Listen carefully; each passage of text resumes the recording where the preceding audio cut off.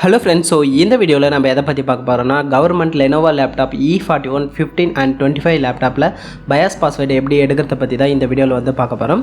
So அதனால் இந்த video வந்து கடைசி வரைக்கும் பாருங்கள். ஸோ இந்த வீடியோ உங்களுக்கு பார்த்து முடிச்சிட பிறகு பிடிச்சிருந்தால் லைக் பண்ணுங்கள், ஷேர் பண்ணுங்கள், ஸோ மறக்காமல் சப்ஸ்கிரைப் பண்ணுங்கள். ஸோ இப்போ வீடியோக்குள்ளே போகலாம்.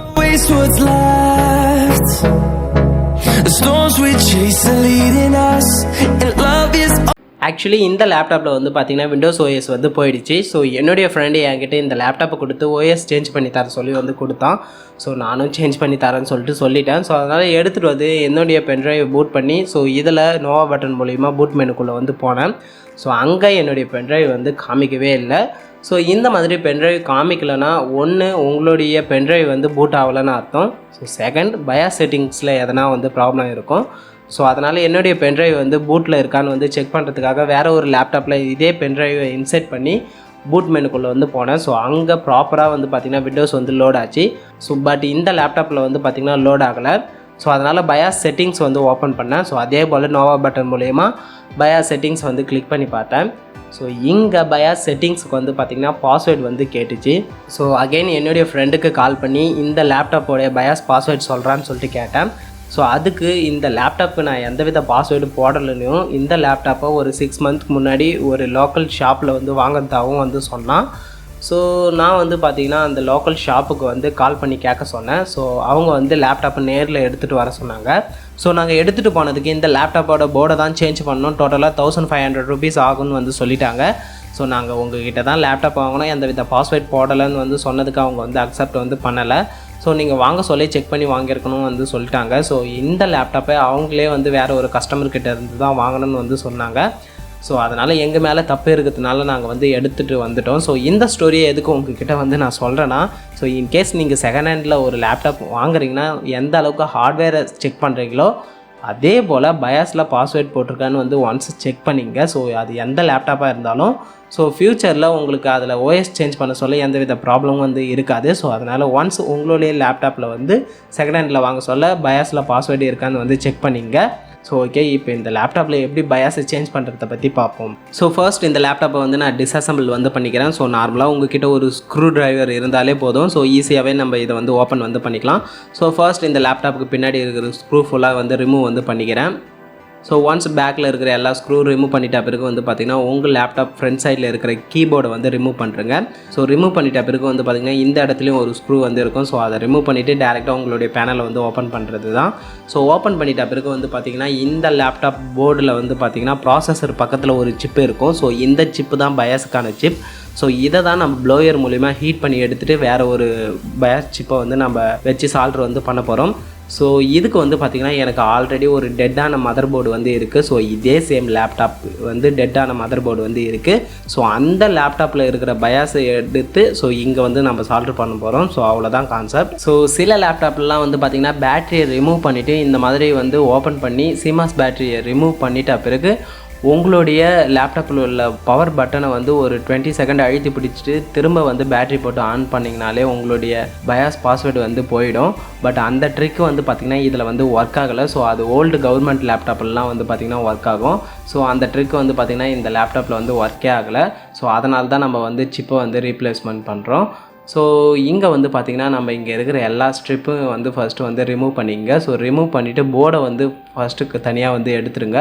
ஸோ இப்போ வந்து பார்த்திங்கன்னா நான் எல்லா ஸ்ட்ரிப்பும் ரிமூவ் பண்ணி போர்டை வந்து தனியாக எடுக்கிறேன். ஸோ இப்போ வந்து பார்த்திங்கன்னா நான் போர்டை வந்து தனியாக வந்து எடுத்துட்டேன். ஸோ இப்போ வந்து பார்த்திங்கன்னா இந்த சிப்பை ரீப்ளேஸ்மெண்ட் பண்ணுறது மட்டும்தான். ஸோ ஒன்ஸ் உங்களுடைய லேப்டாப் போர்டை ரிமூவ் பண்ணிட்ட பிறகு வந்து பார்த்திங்கன்னா BIOS சிப்பு மேலே சால்ட்ரிங் ஃப்ளக்ஸை வந்து அப்ளை பண்ணுறங்க. ஸோ அப்போ தான் வந்து பார்த்திங்கன்னா ப்ளோயர் மூலிமா ஈஸியாக வந்து எடுக்க முடியும். ஸோ நான் இப்போ வந்து பார்த்திங்கன்னா ஃப்ளக்ஸை வந்து அப்ளை பண்ணிக்கிறேன். ஸோ ரொம்ப வந்து அப்ளை பண்ணாதீங்க. ஸோ அந்த சிப்பு மேலே மட்டும் லைட்டாக வந்து அப்ளை பண்ணுங்கள். ஸோ அப்படி இல்லைனா ஸ்ப்ரெட் ஆகிடும். ஸோ இப்போ வந்து பார்த்திங்கன்னா நான் லைட்டாக தான் அப்ளை பண்ணிக்கிட்டேன். ஸோ அப்ளை பண்ணிவிட்டு ஒரு 30 செகண்ட் ஆர் 40 செகண்ட் வந்து காமிச்சிருப்பேன். ஸோ காமிச்சிட்ட பிறகு வந்து பார்த்திங்கன்னா எடுத்து பார்த்தேன். ஸோ வரவே இல்லை. ஸோ ஒரு 1 minute கிட்ட காமிச்சேன். ஸோ காமிச்சிட்ட பிறகு வந்து பார்த்திங்கன்னா எடுத்துக்கிச்சு. ஸோ ஃபோர்ஸாக போட்டு வந்து எடுக்கக்கூடாது. ஸோ சால்ட்ரிங் எடுத்துகிட்ட பிறகு வந்து ரிமூவ் பண்ணுங்கள். ஸோ அப்படியே போட்டு எடுத்துட்டிங்கன்னா ட்ராக் வந்து கட் ஆகிடும். ஸோ இந்த BIOS சிப்பை வந்து பார்த்திங்கன்னா ரிமூவ் பண்ணிட்டேன். ஸோ ரிமூவ் பண்ணிட்ட பிறகு வந்து பார்த்திங்கன்னா இதே சேம் மெத்தடை ஃபாலோ பண்ணி டெட்டான மதர் போர்டில் வந்து பயாஸ் சிப்பை வந்து ரிமூவ் வந்து ஆல்ரெடி பண்ணி வச்சுட்டேன். ஸோ அதை தான் வந்து பார்த்திங்கன்னா இங்கே வந்து நம்ம சால்டர் வந்து பண்ண போகிறோம். பட் இந்த பயாஸ் சிப்பு வந்து பார்த்திங்கன்னா இதே சேம் லேப்டாப் தான். ஸோ அதாவது E41-15 லேப்டாப் தான். ஸோ இதே சேம் லேப்டாப்பில் இருந்து தான் எடுத்து வந்து நான் இதை வந்து ரீப்ளேஸ்மெண்ட் வந்து பண்ணேன். ஸோ மற்ற லேப்டாப்போட பயாஸ் சிப்பை வந்து நம்ம இங்கே வந்து வைக்கக்கூடாது. ஸோ இதுக்கு வந்து பார்த்திங்கன்னா இன்னொரு ஆப்ஷனும் வந்து இருக்குது. ஸோ பயாஸை வந்து ரீப்ரோக்ராமிங் பண்ணுற ஒரு டூல் வந்து இருக்குது.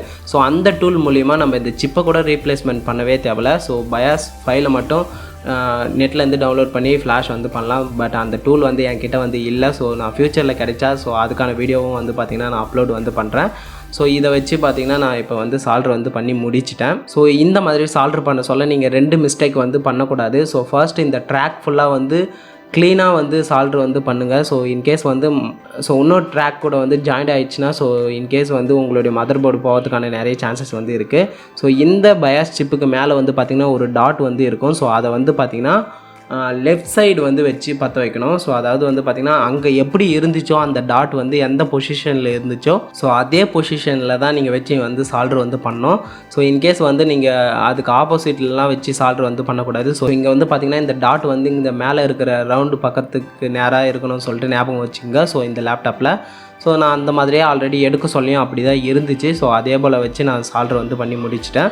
ஸோ ஒன்ஸு சால்ட்ரு பண்ணி முடிச்சிட்ட பிறகு வந்து பார்த்திங்கன்னா நான் இதை வந்து ரீஅசம்பிள் வந்து பண்ணிக்கிறேன். ஸோ இப்போ வந்து பார்த்திங்கன்னா எல்லாத்தையும் வந்து நான் ஃபிக்ஸ் வந்து பண்ணுறேன். ஸோ இந்த 2 கான்செப்ட் வந்து பார்த்திங்கன்னா நீங்கள் வந்து மிஸ்டேக் வந்து பண்ணக்கூடாது. ஸோ இன்கேஸ் நீங்கள் மிஸ்டேக் பண்ணிட்டீங்கன்னா உங்களுடைய லேப்டாப் வந்து கண்டிப்பாக வந்து எதனா டேமேஜ் வந்து ஆகிடும். ஸோ இப்போ வந்து பார்த்திங்கன்னா நான் எல்லாத்தையும் கரெக்டாக வந்து ஃபிக்ஸ் வந்து பண்ணிக்கிட்டேன். ஸோ ஃபிக்ஸ் பண்ணிவிட்டு இங்கே வந்து என்னுடைய லேப்டாப் வந்து ஆன் வந்து பண்ணுறேன். ஸோ ஆன் பண்ண சொல்லவே வந்து பார்த்திங்கன்னா இங்கே ஆல்ரெடி கவர்மெண்ட் லோகோ வந்து வந்துச்சு. பட் இப்போ வந்து பார்த்திங்கன்னா லெனோவா லோகோ வந்து வருது. ஸோ ஏன்னு வந்து பார்த்திங்கன்னா நான் ஆல்ரெடி இந்த டெட்டான மதர் போர்டில் வந்து கவர்மெண்ட் லோகோ வந்து ரிமூவ் வந்து பண்ணிட்டேன். ஸோ அதனால் வந்து பார்த்திங்கன்னா இங்கே எனக்கு கவர்மெண்ட் லோகோ வந்து வரலை. ஸோ இப்போ வந்து பார்த்திங்கன்னா பயாஸ் செட்டிங்குள்ளே வந்து போகிறேன். ஸோ இங்கே வந்து பார்த்திங்கன்னா பாஸ்வேர்டே வந்து கேட்கல. ஸோ இதுக்கு அடுத்தது வந்து பார்த்திங்கன்னா நான் ஓஎஸ் வந்து ஈஸியாகவே வந்து இன்ஸ்டால் வந்து பண்ணிக்கலாம். ஸோ இந்த மெத்தடை யூஸ் பண்ணி உங்களுடைய லேப்டாப்பில் உள்ள பயாஸ் பாஸ்வேர்டு வந்து ரிமூவ் வந்து பண்ணிக்கலாம். ஸோ இந்த வீடியோ எதுக்கு மேக் பண்ணிக்கிறேன்னு வந்து பார்த்திங்கன்னா இன்கேஸ் உங்களுடைய லேப்டாப் வந்து பயாஸ் பாஸ்வேர்டு எடுக்க சொல்லி சர்வீஸ் சென்டர்லையோ இல்லை லோக்கல் சர்வீஸ் சென்டர்லையோ கொடுத்திங்கன்னா அவங்க என்ன பண்ணுவாங்கன்னு சொல்லிட்டு தெரிஞ்சுக்கிறதுக்காக தான் இந்த வீடியோ வந்து உங்களுக்காக மேக் பண்ணியிருக்கேன். ஸோ இதே போல் உங்களை வந்து ட்ரை பண்ணுங்கன்னு வந்து சொல்ல வரல. ஸோ உங்களுக்கு ஒரு எஜுகேஷன் பர்பஸ்க்காக தான் வந்து நான் இந்த வீடியோ வந்து மேக் பண்ணியிருக்கேன். ஸோ இந்த வீடியோ உங்களுக்கு பிடிச்சிருந்தால் லைக் பண்ணி ஷேர் பண்ணுங்கள். ஸோ மறக்காமல் சப்ஸ்கிரைப் பண்ணுங்கள். ஸோ தேங்க்ஸ் ஃபார் வாட்சிங் the video. Have a nice day. Bye.